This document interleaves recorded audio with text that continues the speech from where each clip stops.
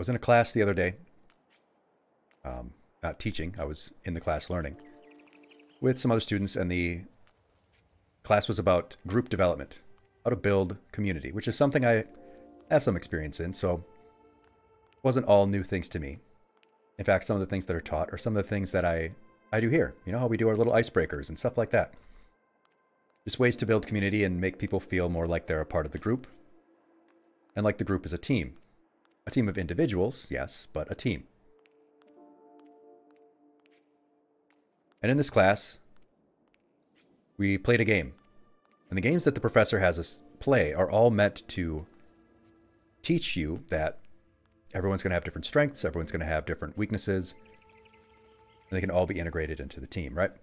There was one game, and they're all a little younger. They're in their early college period. I came back for another degree. But it's this game where you take a beach ball and you have a volleyball net in the middle of the gym.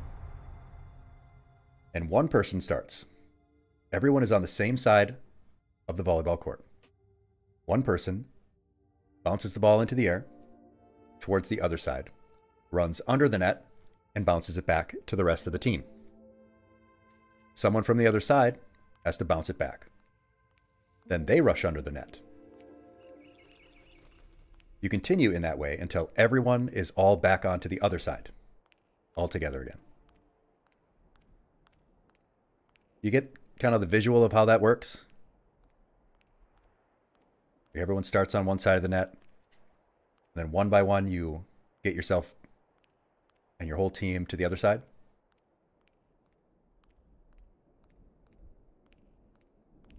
But you have to keep the rally going, because if you mess it up, if you drop... Yeah, so picture a group of like 20 people, and they're all standing on one side of the net. And one person holds the ball, and they hit it over the net, but they have to run back, they have to run under the net to get it before it hits the ground, and hit it back to where they were, so that someone who's still over there can hit it back again. Whoever hit it back has to join that first person on the other side. They just keep moving one by one until everyone is to the other side. Apparently I am missing some navis.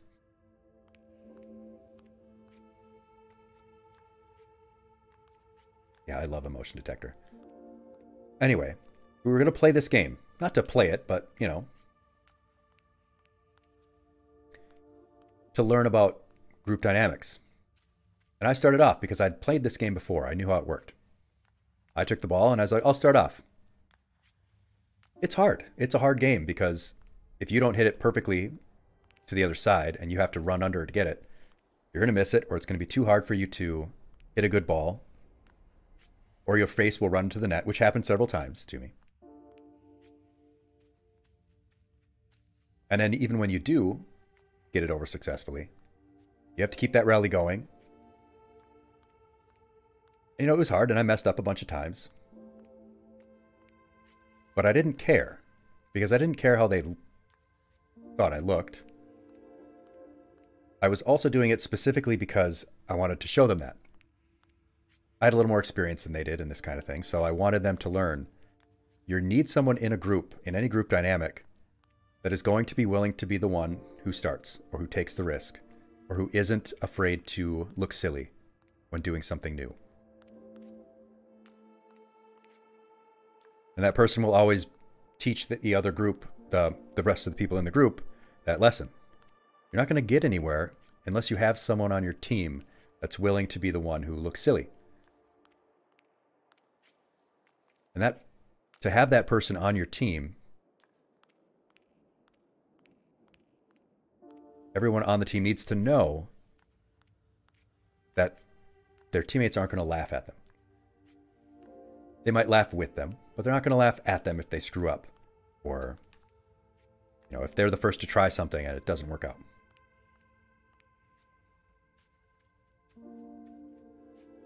They have to know that they're not going to need to worry about people looking down on them or thinking less of them.